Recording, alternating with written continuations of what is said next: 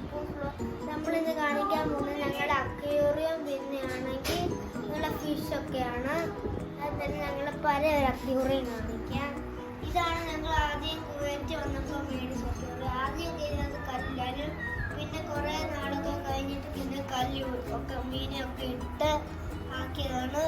ഇനി നമുക്കാണെങ്കിൽ മീനുകളുടെ പേര് പറയാം. ഇതിനകത്ത് ഗപ്പിയുടെ കുഞ്ഞുങ്ങളും പ്ലാറ്റിയുടെ കുഞ്ഞുങ്ങളും ഉണ്ട്.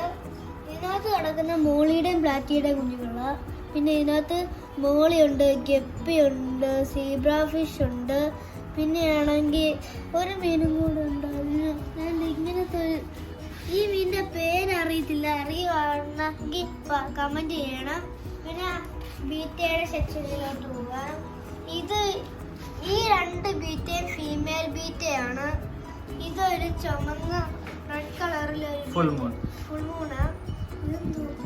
ഇത് ഹാഫ് മൂൺ.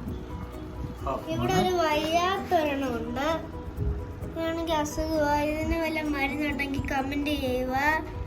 പിന്നെ ഒരു ഫുൾ മൂണും കൂടെ ഉണ്ട്.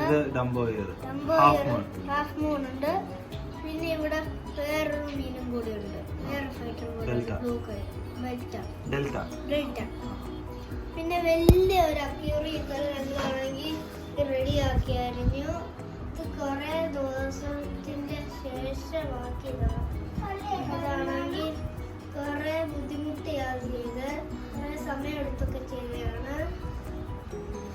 പിന്നെ ഇതാണ് ഇതിന്റെ ഫിൽറ്റർ, ഡോൾഫിൻ C1600 ആണ്.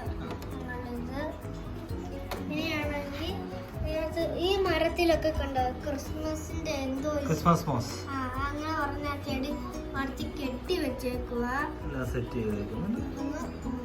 കണ്ടോ ഇവിടെ കുറെ ഇങ്ങനത്തെ ചെടികളൊക്കെ വെച്ചിട്ടുണ്ട്. പിന്നെ അടുത്ത വീഡിയോ ആയിട്ട് പിന്നെ കാണാം. എല്ലാവരും സപ്പോർട്ട് ചെയ്യുക, ഷെയർ ചെയ്യുക, ലൈക്ക് ചെയ്യുക, സബ്സ്ക്രൈബ് ചെയ്യുക, കമന്റ് ചെയ്യുക. ബൈ.